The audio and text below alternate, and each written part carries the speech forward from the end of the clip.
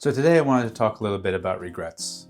Regrets are things that I think most people have. I definitely have a lot of them, and I have been dealing with them both in my personal life and in all my hobbies. And in particular, art.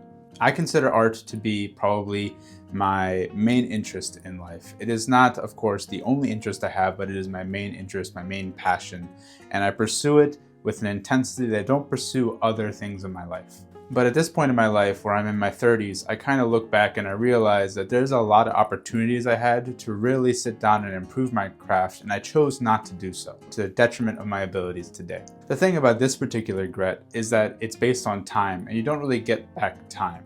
And that's why I finally committed to making a comic from start to finish back in 2020, and it took me 4 years to do so. This comic, Trailblazers Man's Mission, was a tremendous learning experience and came with a lot of effort from my part, because there was at least 10 projects in the past that I had started and never saw to completion. And when I walked into Trailblazers Man's Mission, I was carrying a lot of regrets from those past projects, like I couldn't finish it, I couldn't go beyond the conceptual phase. I got to a specific point where I got storyboards done, but I couldn't push myself further than that. I lost interest, something else caught my attention, I got distracted, and then I ended up regretting it over and over again. So what changed with Trailblazers Man's Mission? Well, to be honest, nothing really changed, except for my perspective on how I handle these regrets, these thoughts that kind of creep into my mind almost all the time. And my template for actually being able to handle these regrets came from a place I wasn't quite expecting.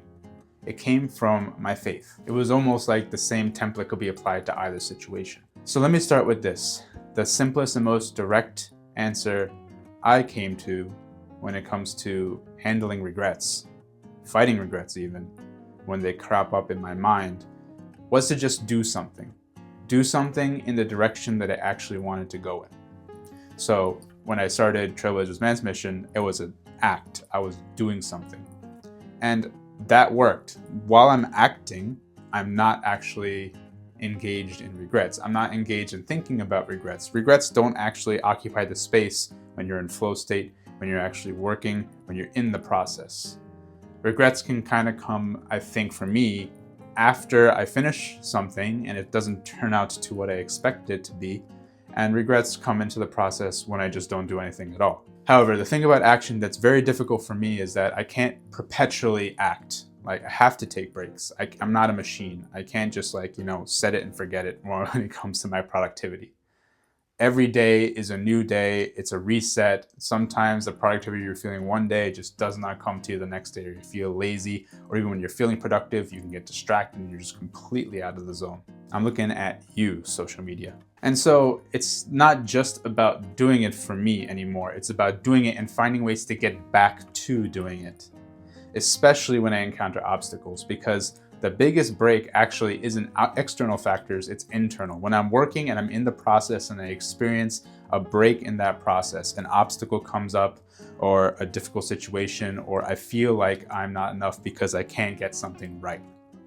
All those things really take me out of the experience. So I've had to develop a pattern, a process, if you will, that will actually allow me to get back into it. My process is actually quite simple too. It's only a few steps, and it gets me back into the groove every single time. So step number one, which may seem counterproductive from a lot of standpoints, but to me, I found it just works. I take a break.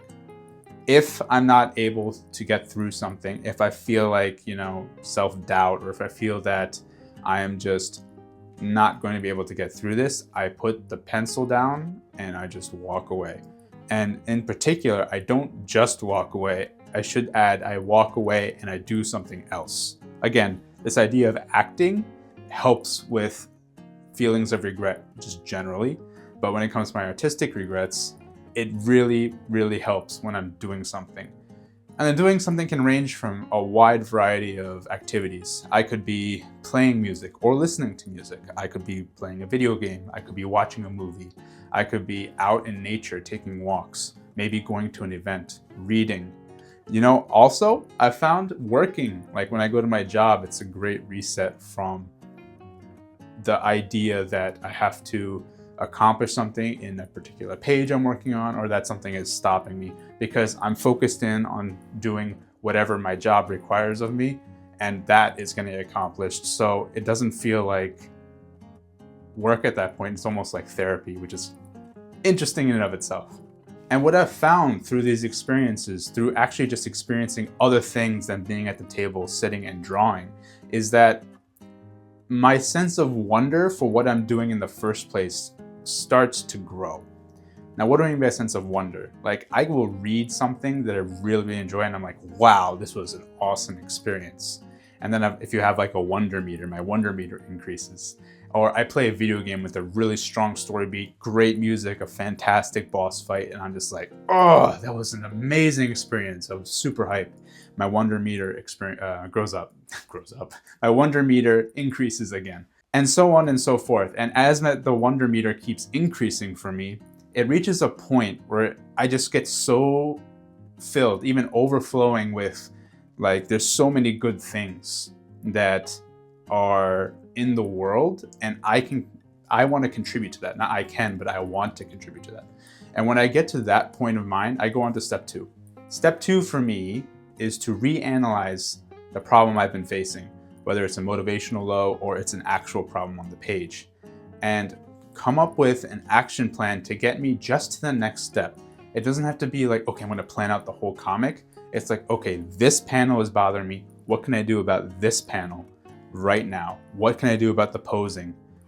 And oftentimes it's just making that small plan for that one step that gives me the ability to sit back at my desk and prepare to actually dive into acting, to dive into just doing it. And the last thing, literally, it's a 3-step process for me. The last thing I do right before I start to actually engage with my craft again, which is art, I really just try to zero in my mind and kind of ramp into the flow process by repeating something to myself.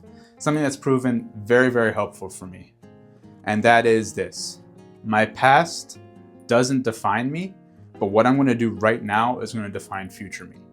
And that's so important to me because it basically shuts up the regrets before they start coming into my mind. It gives me like sort of a mental guard or barrier that I can just have deployed, so that when the regrets start creeping up or try to interrupt the process or try to interrupt me after I'm out of the process, I'm already like, nope, I got this.